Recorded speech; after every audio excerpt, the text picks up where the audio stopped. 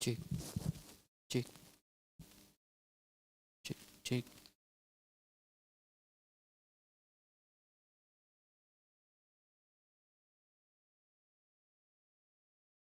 check,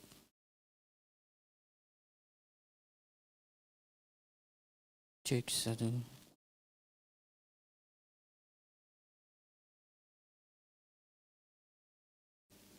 satu dua cek, cek,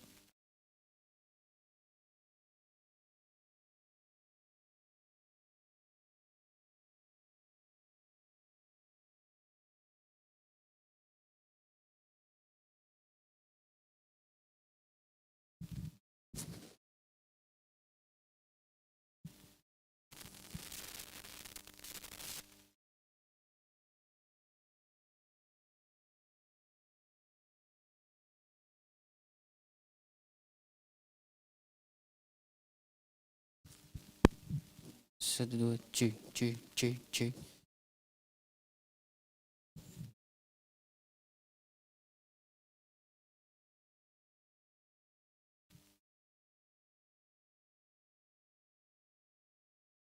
satu cek, satu dua cek, cek, cek.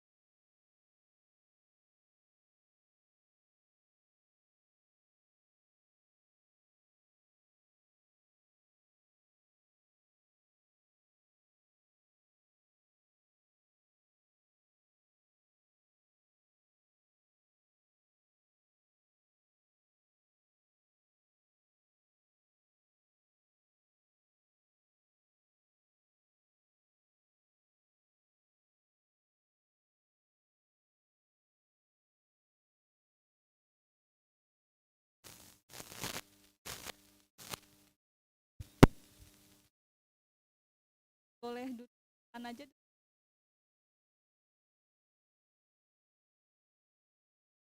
Kalau ada kawan-kawan yang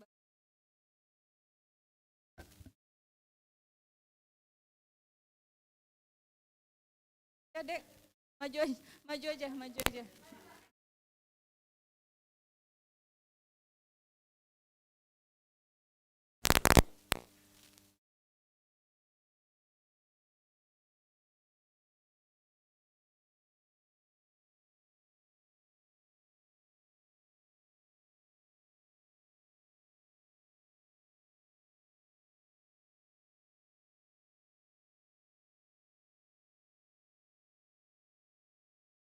Okay.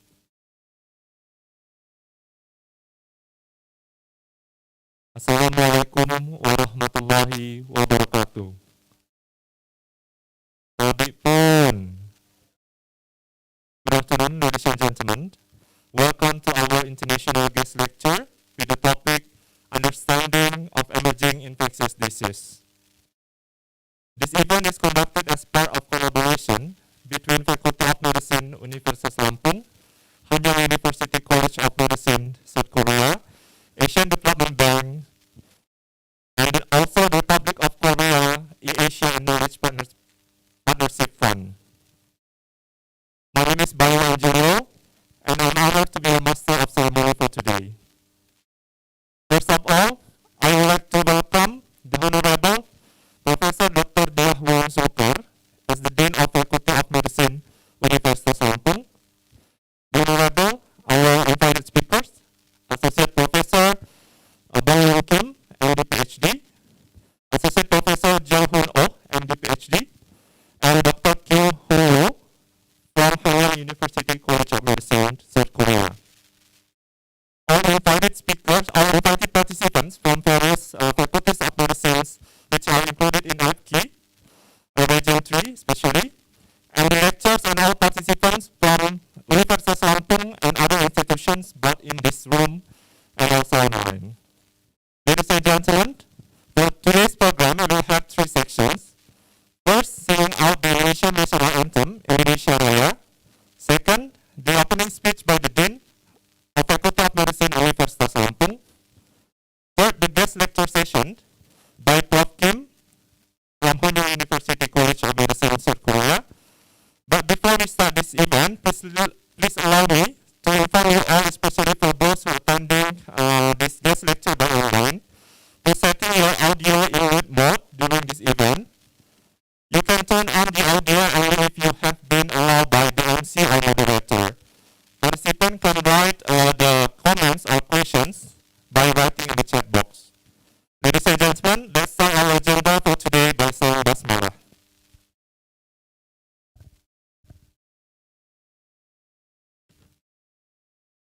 Next, sing out the Indonesian national anthem, Indonesia Raya. All participants please stand up.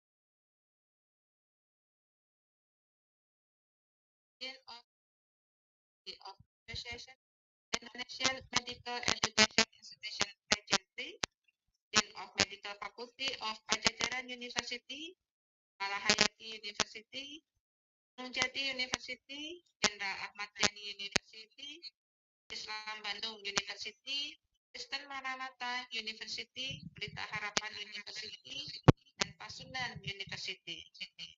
And the Honorable Dean of Medical Faculty of Sriwijaya University, and then the Vice Dean of Medical Faculty, Universitas Lampung, lecturers, head of medical education, and students at the Medical Faculty of Lampung University, Association of Indonesian Medical Education Institution, Agency, and Sriwijaya University, and all of the event committee team.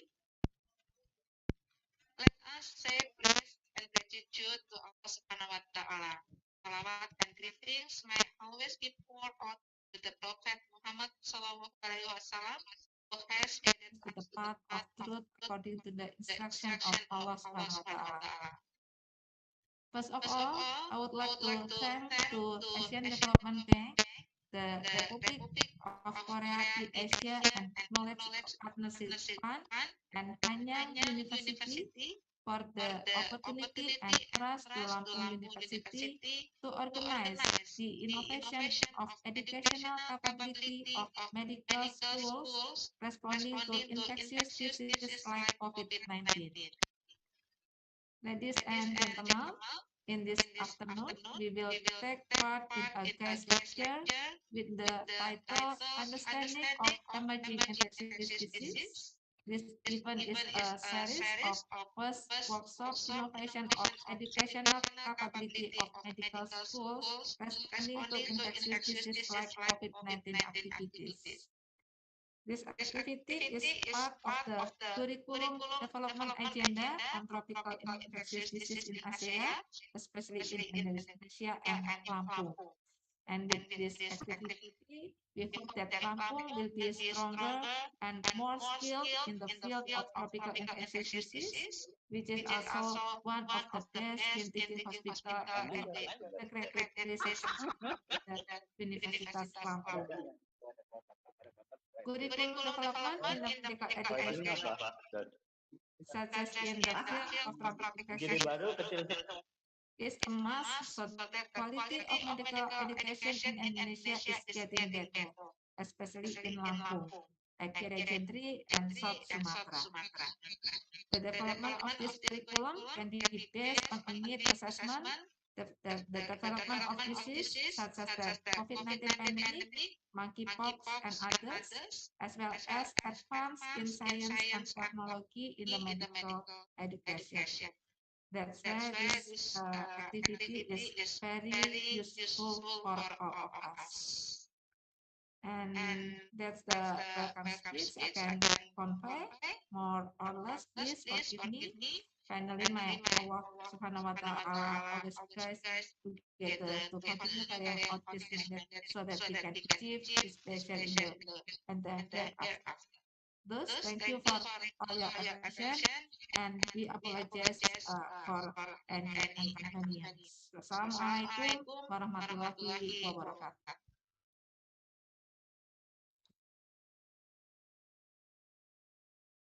Thank you so much, Professor Dian, for the speech. Ladies and gentlemen, now we will step on to the main part of this event. The topic for our guest lecture for this afternoon is Understanding the Emerging Infectious Disease, that will be delivered by Prof. Kim from National University College of Medicine, South Korea, and then this session will be moderated by Dr. Diana. But before that, I will read the curriculum vitae of Dr. Diana first. Dr. Diana Nayakorin, Master of Occupational Medicine. She was born in Central Lampung. Her MD degree was obtained from Universitas Lampung, and she hold master degree in Occupational Medicine from Universitas Indonesia. Currently, she is working as a lecturer in Occupational Medicine Department of Faculty of Medicine Unila. Ladies and gentlemen, without further ado, let's welcome our moderator, Dr. Diana. Time is yours.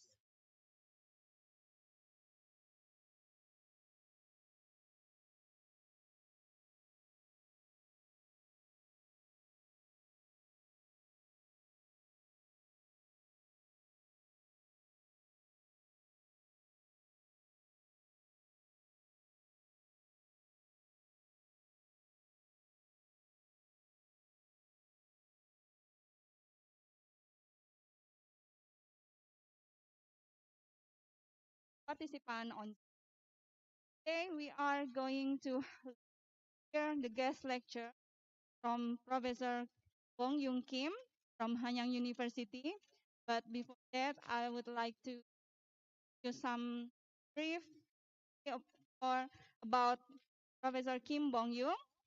Professor Kim Bong Yung is an associate professor from Hanyang University's South Korea, and he is from the Department of Internal Medicine, the Division of Infectious Disease, and he is now from 2021 until now is an associate professor for infectious disease in Hanyang University.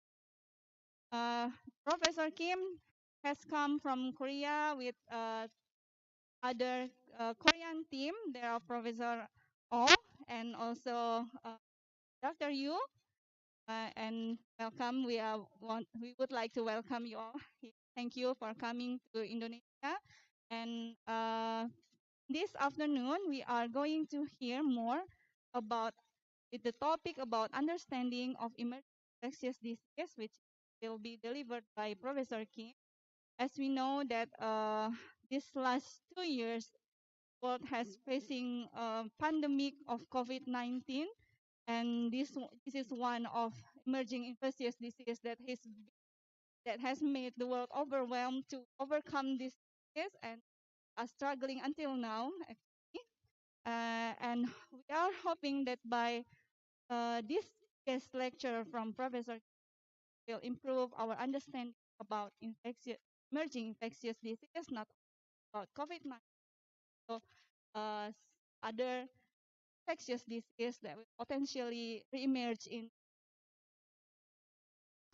And after the session from Professor Kim, we will have a discussion. Session will be open for the participant both online, offline. For those who has come to this room, you can raise your hand if you have questions to Professor Kim.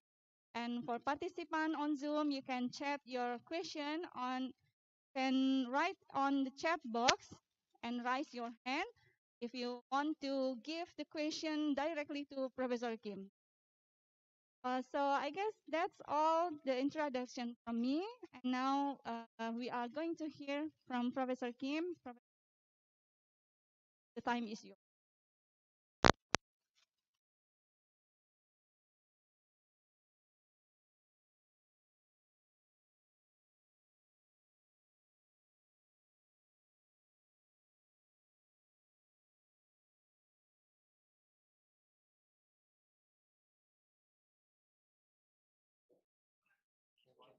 Can I make this one? The sound will hear on the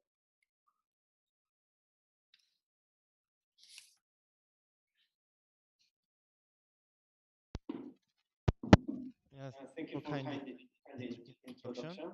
I'm I'm very, very, I'm I'm very very honored to honored be to be here here to to make a make a presentation presentation about about understanding understanding of of emerging emerging infectious infectious diseases.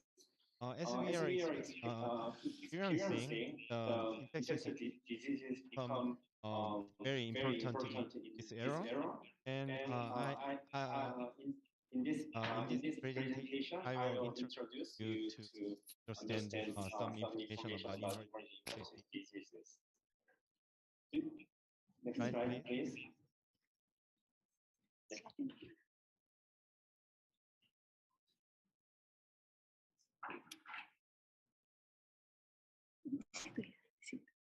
Okay. Yeah, Yeah. I I have have no no actual actual disclosure, disclosure, and and uh, actually, actually, this this presentation will will not not deal with deal with COVID-19 COVID-19 because because everyone knows everyone everyone knows what is COVID-19. COVID-19. So I I will I will present present the the basics basics about about emerging infectious diseases. there are There are content. content. First, First, I I will will introduce introduce some history of infectious disease, infectious diseases, and and second, second, I I will will show show you you some some overview of overview of emerging emerging infectious diseases, and lastly, lastly, emerging emerging infectious infectious disease diseases other than COVID-19. COVID-19. The The first first part, part, history of history of infectious infectious disease. diseases. Yeah. Actually, I'm a heavy reader, but I've read those two books because those two books deal with microorganisms and infectious diseases in mankind history. If you uh, get want to get more knowledge, I recommend you read those books. Um, yeah, there this table shows the epidemiological transmission theories and history infectious diseases. I the they were list in their list ancient is considered as the first transition period. There was an increase in infectious disease, and after that, in modern era, it was considered as the second transition, the transition from an infectious disease to a chronic disease. And contemporary era is the third transition, emerging of novel infectious disease.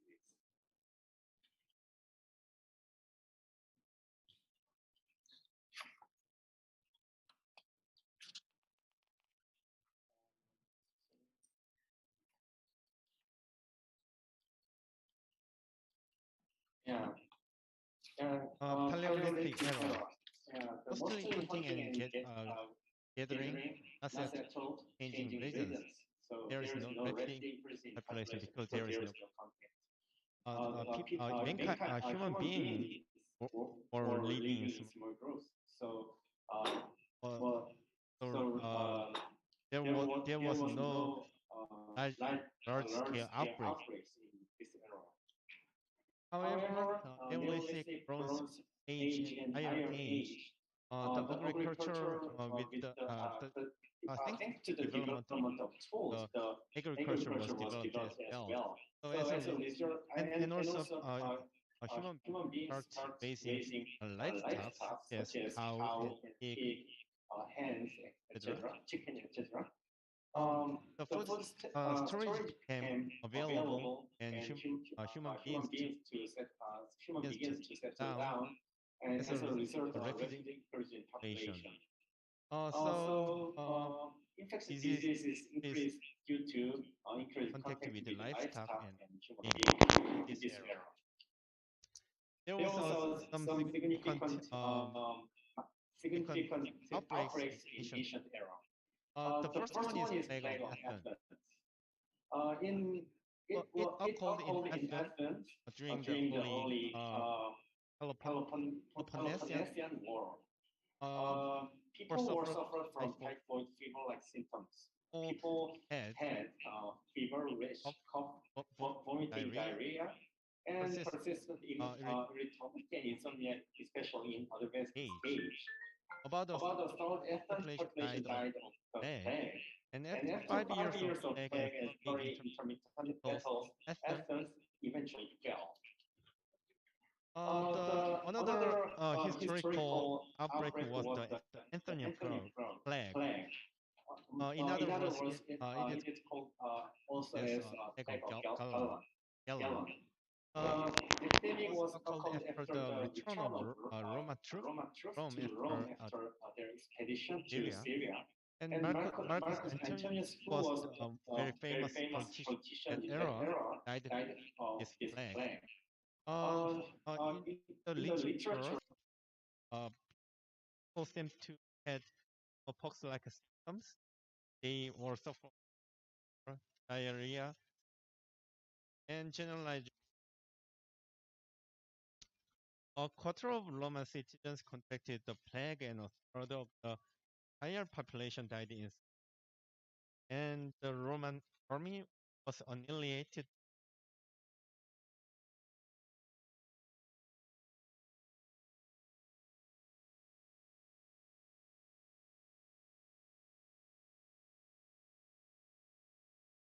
Medieval era.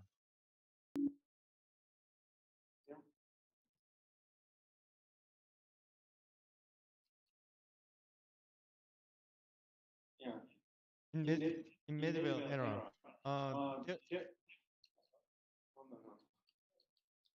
yeah. in that era, very famous for pest, black water, black water. More than a of European total population died in country century, and it uh, is known to started in Central Asia, and the pest throughout um, spread throughout European days, like fighter rat. Uh, because of this outbreak, quarantine begins. All ships enter in Venice, a famous port in that era as well. Venice from European area aimed for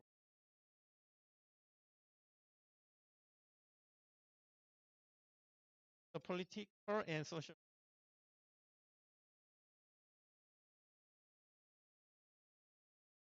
Uh, and modern area, modern era, the human being uh, developed some very powerful weapons against this microorganism. So first one is vaccination. Edward Jenner developed the vaccination. Found that the milkmaid did not get smallpox after experiencing smallpox. 1796, the inoculation against smallpox. There are another significant significant advancement was discovery of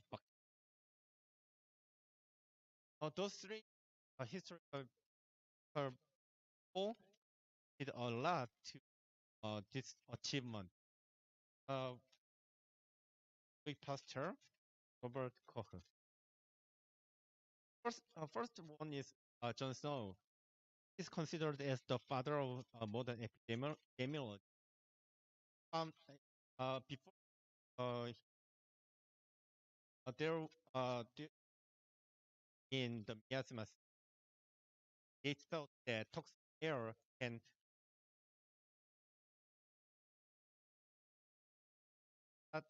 the air was no there was epidemiology. Think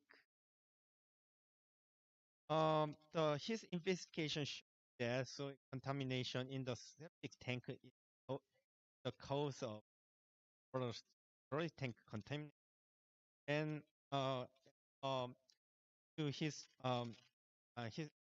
research the water and sewage facilities developed in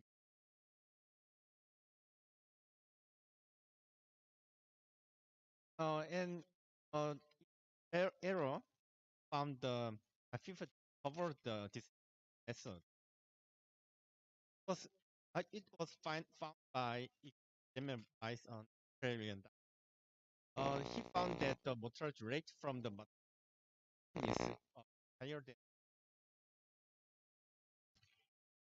found that in students anatomical training stemming without washing their the mortality sharply medical affected their hands with dye. Pasteur and Robert found the bacterial theory before their find before their achieve um, we, the human being did not existence of microorganisms. Pasteur also developed the sterilization method and also found anthrax tuberculosis. And probably error is very famous timing found antibiotics from fungus. And miracle saves many saved many people. Very serious, very powerful.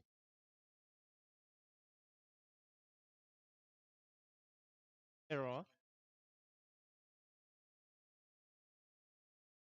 People consider the human being uh, almost conquered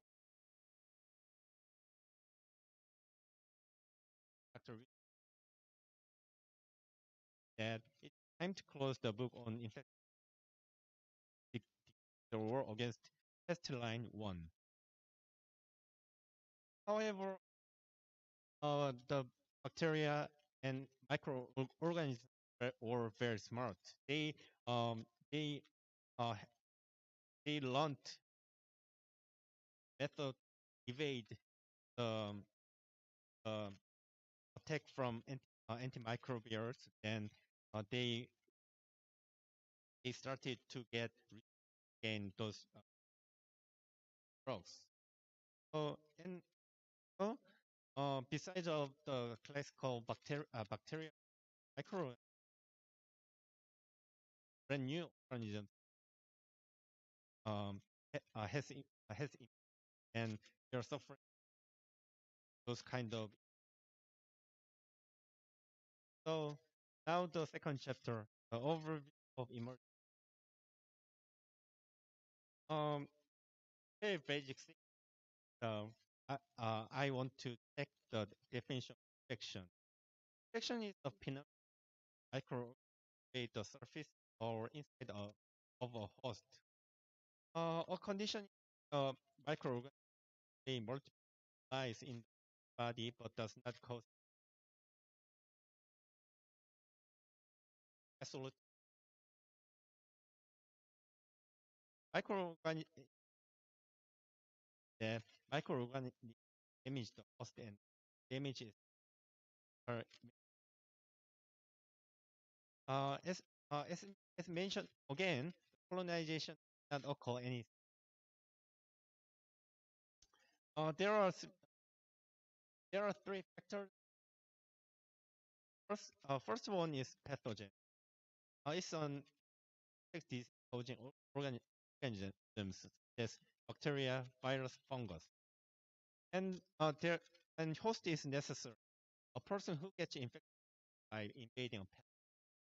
Last one is germ. Infectious diseases not occur when three factors are balanced. However, if the balance was broken, the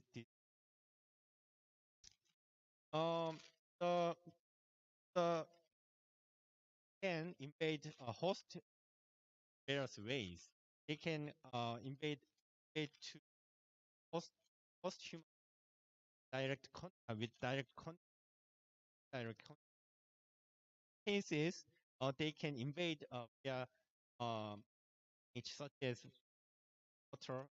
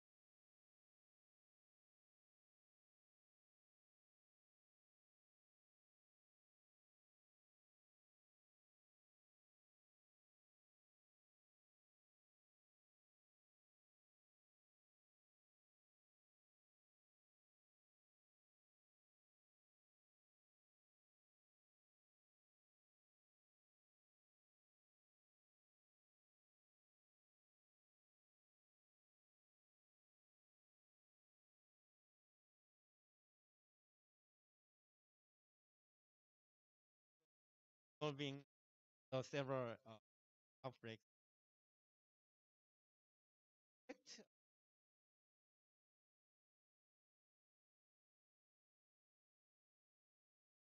It's because of the increased travel, development diagnosis. There are factors contributions.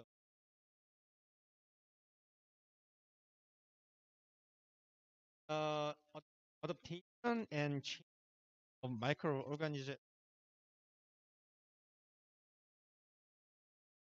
their toxicities, or the antimicrobial resistance. Considering host factor, the lifestyle of human Is changing as well. well. The The sexual behavior changes, and there is overuse and misuse of antibiotics lead a microorganism to get antimicrobial resistance, and their dietary habit changes. Uh,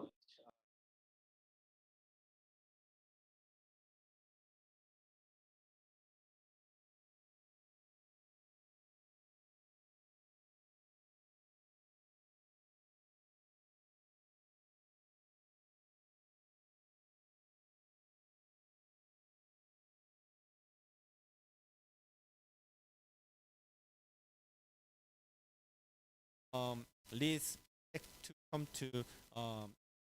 into the and because of the war or conflict, yeah, also when the kind of conflict occurs, epidemic infectious disease very prevalent.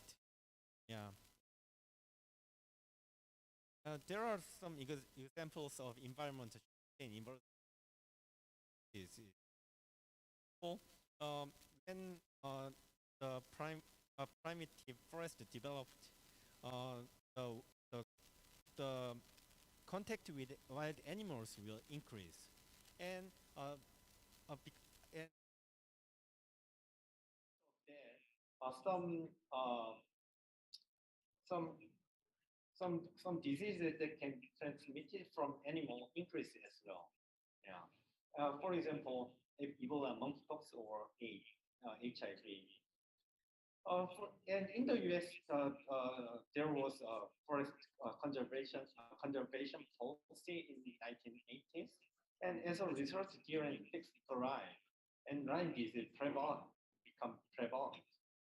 And in the case of China, as we know, the population and livestock density increases, and as a result, the contact between a wild animal and human being increases, and as a result, avian influenza, SARS, or COVID-19 occurs. In the case of Egypt, they constructed a large dam, and that resulted in change in snake habitat, and as a result, Cystosoma mansoni became prevalent in that era. Yeah, yellow fever is transmitted by Aedes aegypti mosquito. The environment in which mosquitoes survive well, the yellow fever is where yellow fever is prevalent. So yellow fever is very prevalent both in Africa and South American countries. In the case of hepatitis A, the education, public health, economic status affect the prevalence of hepatitis A. When a society developed, the public health also developed, and it leads to decrease in the hepatitis C in childhood, and it will lead decrease in seropositive among population. So in the case of my country, now there is less seropositive among adult population, so hepatitis A became very prevalent in young adults. The most new infectious diseases are transmitted from animals to human. Step one is encountered into human human contact with wild stage one is the infectious diseases, infectious diseases or microorganisms transmitted from animal to animal. The second stage is animal to human, and last stage is human is traveling and spreading their microorganisms to other humans. The historical outbreak was one of the most historical outbreak was hay flu. Uh, uh, 25 to 50 million people were infected from this horrible outbreak, and three times the no no 25 to 50 million people died from this outbreak. Uh, the number is three times the death toll from World War One. This has led to hastily end to World War One as well. There is another example. Yeah, West Nile encephalitis. It's a mosquito-borne disease transmitted from birth to humans through mosquitoes, and it leaves encephalitis and mortality rate within 3 to 15% of mortality rate. It was epidemic. The epidemic of West Nile encephalitis occurred in New York City in 1999. Another example is SARS. After the first patient occurred in Guangdong province in China in 2002, it expanded globally through Hong Kong, Singapore, and Vietnam, Southeast Asian countries. It is caused by SARS-CoV-1, and it had 10% of mortality. There was about 775 deaths and 8,200 infections worldwide. EHEC is caused by E. coli 0157 strain, and it was first reported in 1982. The typical symptom of EHEC is diarrhea accompanied by bleeding. It occurs by cytotoxin, by emitted by E. coli 0157 strain. Yeah. However, on outbreak occurred in Germany in 2011. There was a recent outbreak because of the organic spread vegetables. Yeah. A total of 3 deaths, confirmed cases, and detected infections were approximately 2,200 cases. Avian influenza. On infected birds such as chickens, turkeys, and wild animals, not infected humans. However, infected birds can be transmitted to the human body in very rare cases if they are exposed to the contaminated farm or poultry market due to close contact with infected birds. We also experienced pandemic influenza A in 2009. And Ebola hemorrhage fever in 2014. And in the case of Korea, we experienced MERS coronavirus in 2015, which was started from one patient who was admitted to my country from Middle East after visit to Middle East, and it causes about approximately 80 cases, and the mortality rate was above 10%. And we are experiencing COVID-19. Yeah, it's very horrible. And there is another less smaller size, but the monkeypox. The U.S. government declared the public emergency in monkeypox virus spread. Yeah, it's the last chapter. The emerging infectious diseases other than COVID-19. WHO, World Health Organizations, expected that some infectious diseases likely to spread in the future. there are um, there are 6 diseases, and yeah, Crimean Congo hemorrhage fever, Ebola virus, Lassa fever, Rift Valley fever, SARS, and Nipah virus. And all of them were classified as viral hemorrhage fever. Yeah, viral hemorrhage fever is the common features of viral hemorrhage fevers are as follows. Fever occurs in common, and as the disease progresses, platelet reduction intensifies and bleeding tends to occur. This typical stage typical symptoms of Ebola virus. On day 7 to 9, patients are suffering from headache, fatigue fever, muscle soreness. However, with platelet reduction intensified, the bleeding tendency occurs on since approximately from day 10 or day 11, day 12. Eventually, a patient died from severe bleeding. Those viral hemorrhage fevers caused by single-stranded lipid-coated RNA virus and easily inactivated environment. The transmission is occurred by contact with body fluid in infected patients, and that's why when we treat patients with suspected viral hemorrhage fever such as Ebola, the healthcare workers should wear personal protective equipment thoroughly. The Crimean Congo hemorrhage fever is one of the prominent viral hemorrhage fever. The mortality rate is 40%, and the epidemic areas are Africa, Balkan, and Middle East countries. The route of transmission is tick bite, exposure to body fluid.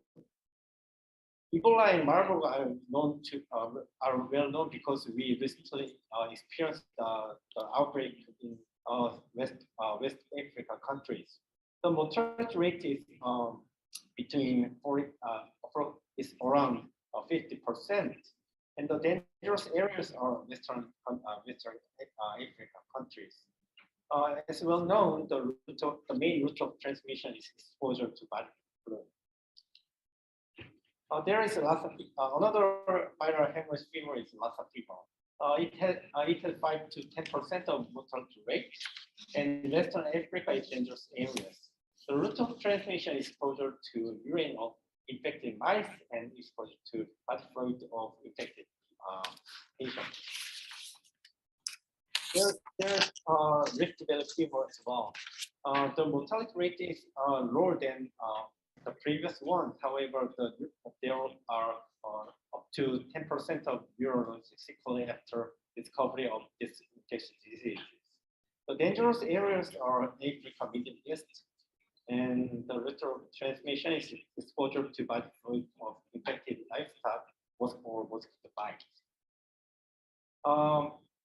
MERS is Middle East respiratory syndrome. It has 36% of mortality rate, and the endemic area is Middle East. The route of transmission is droplet, via respiratory system. Last one is Nipah virus infection. It has 40 to 70% of mortality rate, and dangerous area is Western Asian countries, including India. The main route of transmission is contact with infected pigs, patients. Yeah, it's the map of infection, emerging infections, potential emerging infectious diseases, and this is summary of the features of emerging the potential emerging diseases in the future by WHO. This is my last slide. I will The take-home messages are as follows. Emerging infectious disease can be occurred anywhere and any time. Emerging infectious diseases are mainly spread by overseas travels, and major new viral hemorrhagic fever is mainly prevalent in Africa and can be spread through patient fluid. So if a patient with a travel history in the area visits with an unknown fever, a fever with a hemorrhagic feature, the preemptive isolation and through contact attention are required. Yeah, thank you for attention. Yeah, thank you again.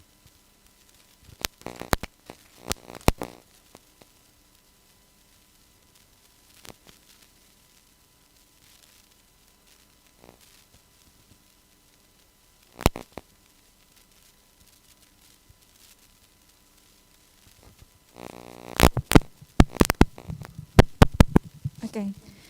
Thank you, Professor Kim, for the interesting presentation about understanding of emerging infectious disease.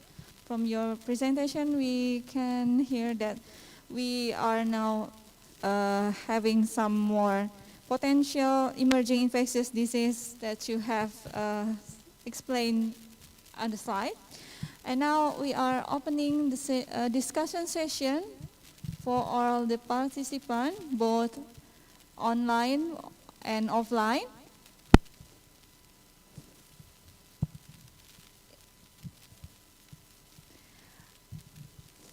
Is there anyone who wants to ask a question to Professor Kim about this topic? Please.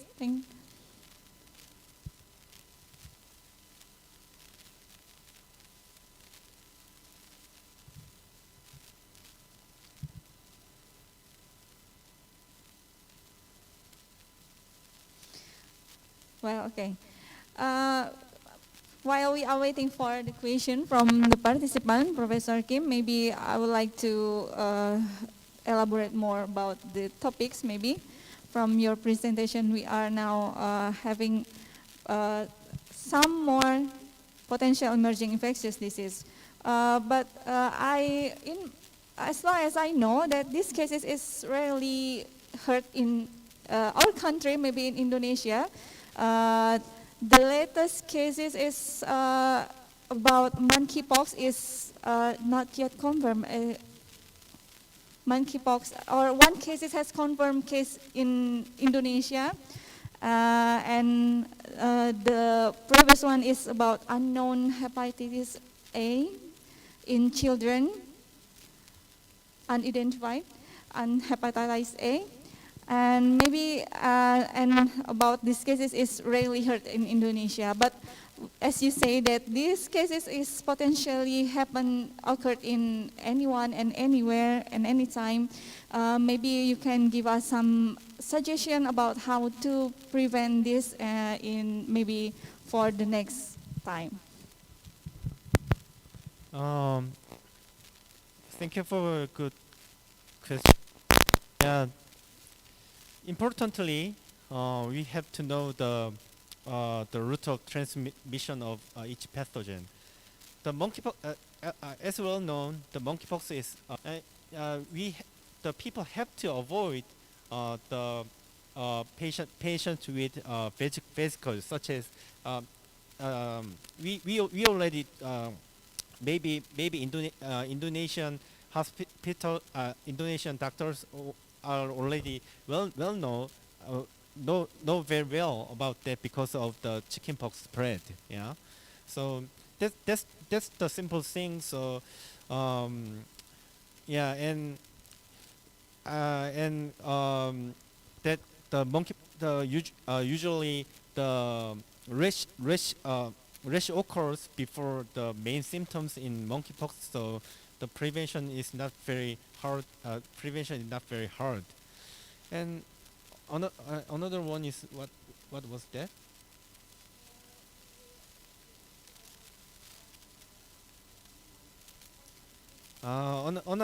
Unidentified hepatitis is now there are some evidence are revealing the main pathogen is known as a type of adenovirus, and And besides of that, there's no no we have to wait further evidences. Usually the adenovirus is transmitted via droplet in droplet transmission as well as whereas if I'm not very sure if people ingest the the unsafe water or food. I'm not sure about that. So we have to see. We have to wait some results of investigation about the virus. Yeah. Okay, thank you, Mr. Kim. So I think while we are now doing a procedure to prevent the COVID-19, it can also prevent many other infectious diseases. Thank you very much. So please, Dr. Nisa and Dr. Dewi.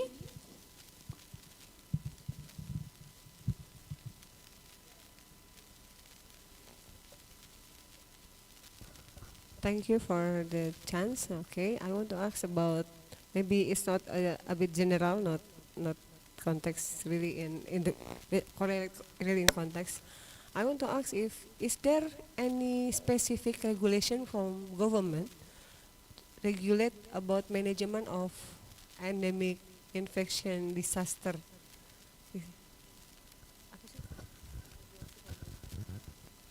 in Korea? Is there any specific regulation from government about management of disaster infection disaster, emerging infection disaster? Yeah, of course we are suffering from COVID-19 outbreak. It's common phenomenon in worldwide. The one of the representative infectious disease disaster caused by infectious disease was MERS in 2015. As I mentioned, in 2015, one patient one patient who visited Middle East country to my country with MERS virus. He spread it to approximately 80 patients within hospital. He spread some patients within one hospital, and the infected patient transferred to another referral hospital, and he transmitted to the viruses within that hospital, and another patient moved to another hospital like that. So because of and as a result of that disaster, now Korean government paid attention to the infection control system within hospital. So there are some investment was made since that era. Yeah. So the system has been built since 2015 in Korea. 2015. 2015. Yeah, and unfortunately, the outbreak finishes because and that became endemic. Yeah, Oh. like COVID-19. Yeah. So you can control the spreading of the disease by the system. And by the way, when pandemic of COVID-19 has come also to Korea, is it really efficient to control the disease in Korea? At the first at the very initial pace, it helped a lot because most of hospitals already had negative pressure rooms, and we already and many hospital healthcare workers are familiar with some personal protective equipment. So it was very helpful, but COVID-19 was too strong to to overcome. Yeah. Okay, thank you, Professor Kim. And the next question, Dr. Dewi, please. Thank you very much. Actually, I'm amazed with one of your slides about emerging infection disease that is likely to spread in the future, which is in the viral hemorrhagic fevers. uh, we can see the picture of the skin and etc. What I want to know, because I can't find the information in your slide, because I think it's look so horror to me to see this one, because this is a virus. So the spread of the virus, it's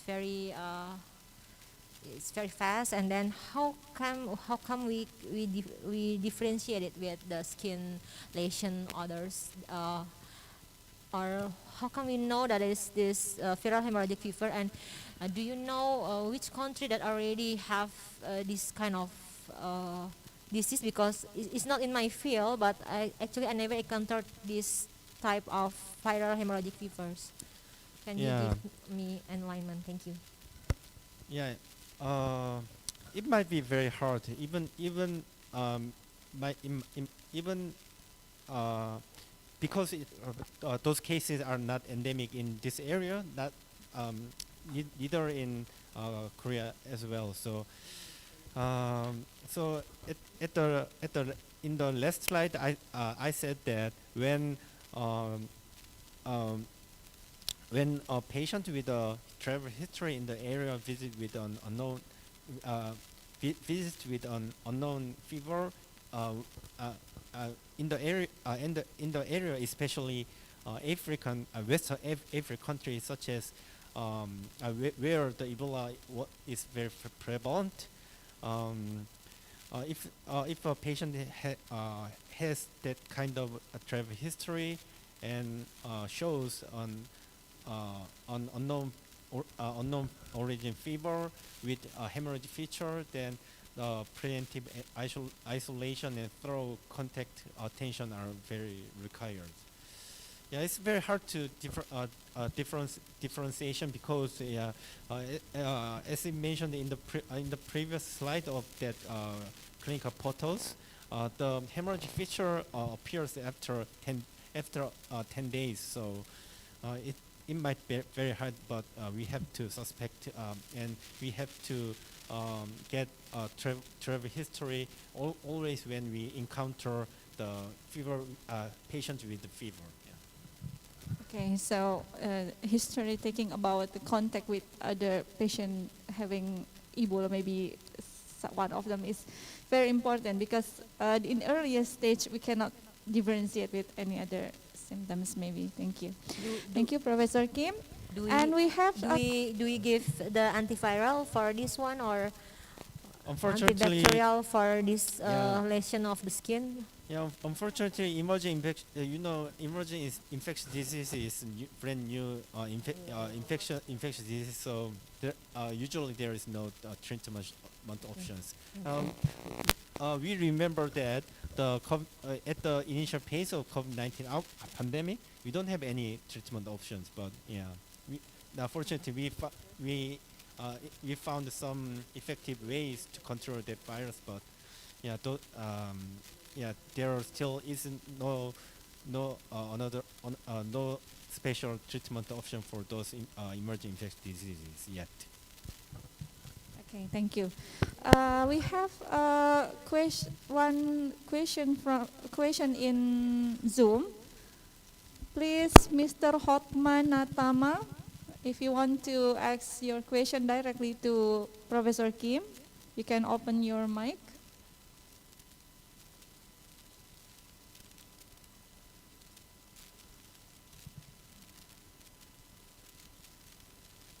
Mr. Hotman Natama.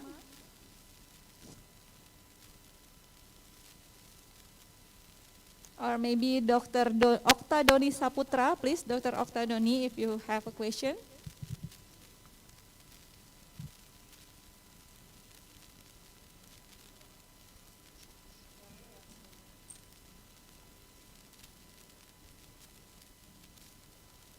Sorry. Are not just only thing about COVID-19. Thanks for your slide. It's a nice presentation about the history of the typhoid fever from Jon Snow and etc.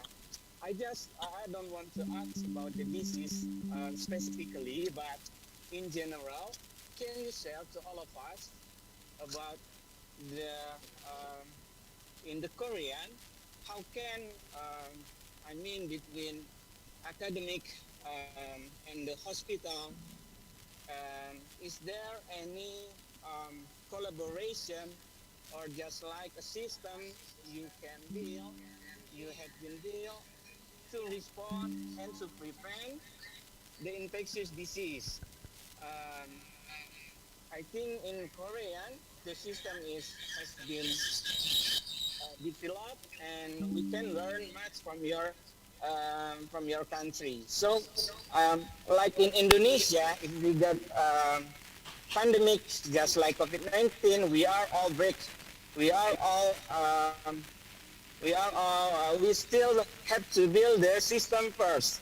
But I think we can move um, one step forward that between academic system like university and also the hospital can make a collaboration, and what kind of system that we should build to prevent and to respond if there is a pandemic come again in our country. Thank you, Professor Kim. It's very hard, very necessary, but very hard question. Yeah. Uh, I think most important resource is human beings. Training expert is very crucial things um, in preparation of another emerging infectious diseases. However, in order to encourage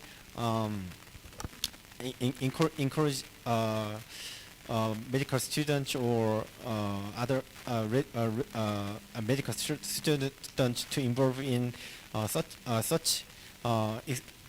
such training, such training, it it it, um, it is necessary um, to give them some beneficials such as incentives or show them a bright side of to be become an expert. Besides of infection and in my personal opinion, it is very necessary to install infection control team in each hospital, and of course I know it's very difficult thing because hiring people is money. So if it's not lucrative in the hospital, they will not hire those kind of people.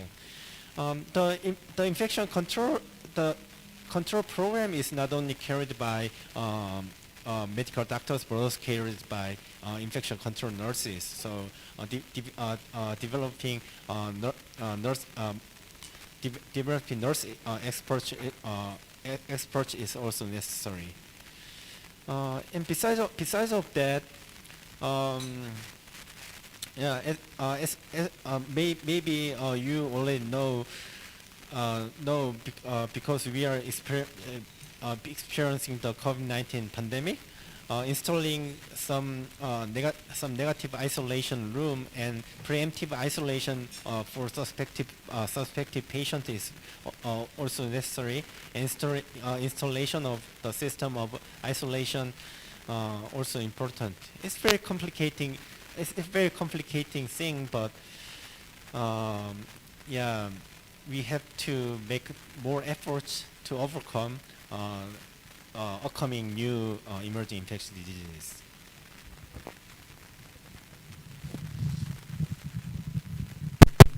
Okay, Dr. Doni, do you still want, do you think is enough from Professor Kim, or do you have something more to ask?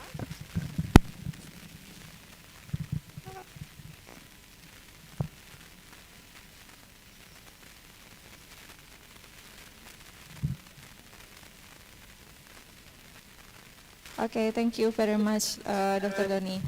Okay, we still have more time. If there are any other participant who want to ask, please, Mr. Suryadi. Okay, presentation, Prof.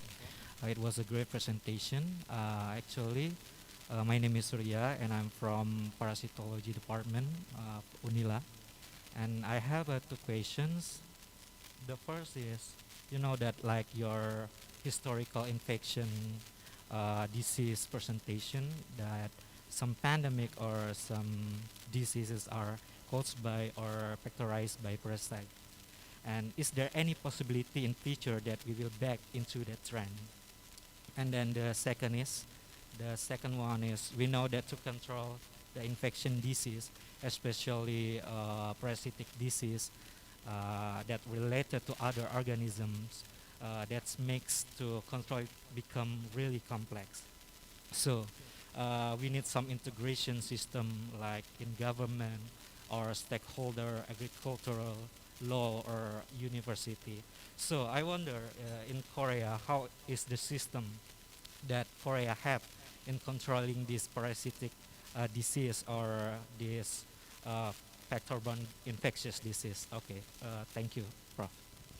Yeah. In Korean government made made many efforts, and now we don't have we don't have we can see very rare cases of parasitic diseases. When I was a childhood, we have to all the school students have to submit their stool samples, yeah, stool samples, and when they when they collect after examining the existence of parasite, and if the parasite was detected, then the antiparasitic drugs are distributed to the infected children. However, the more important thing is the social infrastructure, as you know. Of course, education and the kind of campaigns are important, but I think the infrastructure, especially the sewage and the tap water system, is is uh, is the most important thing. But it's not. It's very hard um, to change by the medical doctors from from only medical doctors society, but it is necessary to power of the politicians. Yeah, we have the Indonesian parasitic society should appeal these things to the government. Yeah, but it's very hard thing. And I don't remember the first question, so can you repeat, please? Yeah, so from your presentation, the historical infectious disease, so like some pandemic are caused or factorized by parasite, like the plague of Justinian from flea. So is there any possibility that we back into that parasite trend like the history like that? Because now the pandemic is more like a virus, like a bacteria, like that. Um, you know the pe- the tick bite the the parasite and the bacteria and virus are different species. So fortunately, um, almost all humming were controlled in the worldwide. However, some other types of parasites such as protozoa, including malaria, is yet to be controlled. Yeah. I don't. I'm. It's very hard to um, predict in the future, because the brand new type of protozoa can occur, and yeah, it's very hard to say. But considering the characteristics of spread, and um, consideration of the resistance or mutation pattern, the viruses are more likely to be to be cause of the next outbreak, in the world. Yeah. Okay, thank you, Professor Kim, for the answer. Okay, is there any other question? Pak Bayu? Yeah, please.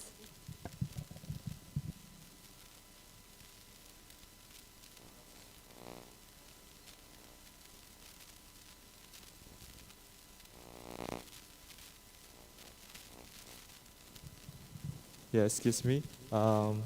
So it's really interesting discussion. I have one question. As we know that South Korea has been considered as one of the most outstanding country in the world which could overcome the COVID-19 pandemic considered by WHO, and many regulations and also the what is that the everything that did by the have done by the country, the Korean government was adopted by many countries in the world. For example, like drive-through tests for detecting, increasing the patient who suspected of COVID-19. So I just wonder what is the most strength that Korean government have done so far. So so finally WHO give a big applause to South Korea because of that, because could overcome this pandemic in your country. So maybe you could share with us. Thank you so much.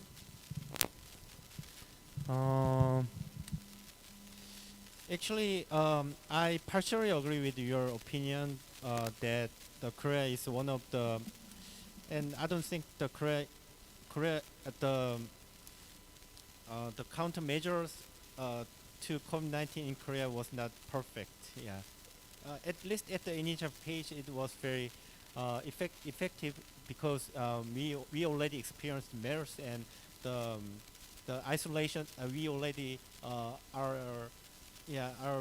very used to the isolation system and the social distancing system and wearing mask as well. However, it it it should be that strategy cannot be continued because it's very exhausting, and there are many so there the, uh, the many efforts are necessary. So the in COVID-19 pandemic, the most important strategy was giving vaccination to giving vaccination very rapidly. Yeah, because fortunately the effective vaccination developed very rapidly. Then the distribution of COVID-19 vaccine is was very crucial thing to overcome the pandemic. However, unfortunately, in the case of my country, even at the current time, the vaccine coverage rate is very high. However, at the soon after development of vaccination, we also there was a shortage of vaccine in my country as well. So it's a kind of failure of the policy. Then yeah, it's a kind of failure of policy. The bright thing in my the in the bright thing in my um, in the medical system in my country, what is there are sufficient hospital beds and sufficient workforces. So uh, so severe cases occurs, we were able to uh, get them get them to the hospital and give them some treatment. Yeah, yeah. So that was a good thing, but Yeah, the best thing was the failure of distributing vaccination at the early pace. Yeah. Okay, thank you, Professor Kim. So now we learned that the health system is very important to be developed in facing the next. Maybe we are facing the new emerging cases, maybe or pandemic of COVID-19 will come again, maybe. So maybe that's a difference between Korea and Indonesia. So we have like number of hospital in Indonesia when the COVID-19 has an increased cases. We are so overwhelmed to manage the patient in hospital. So they are asked to isolate themselves at home, but uh, that is not so efficient, I think. That is why the cases is keep increasing, and maybe we need to improve the facilities and infrastructure, as you said before. Okay, thank you, Professor Kim, for the lecture today. Maybe I would give one more chance to the audience on Zoom. If you are having a question, please raise your hand. This is the last turn of our Q&A session. Is there any question by the participant on Zoom? Please raise your hand.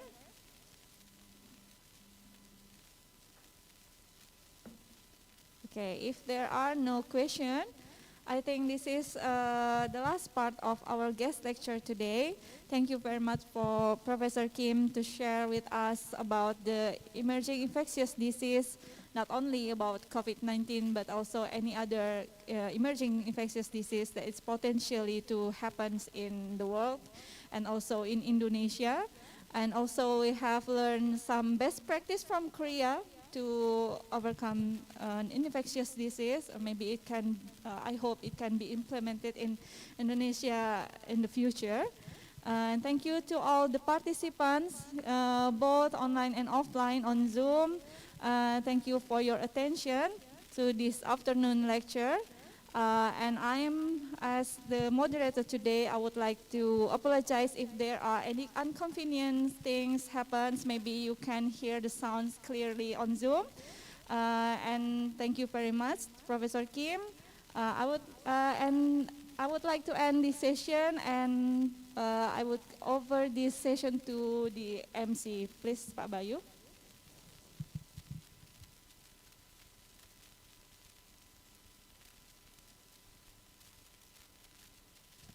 Thank you so much, Dr. Diana.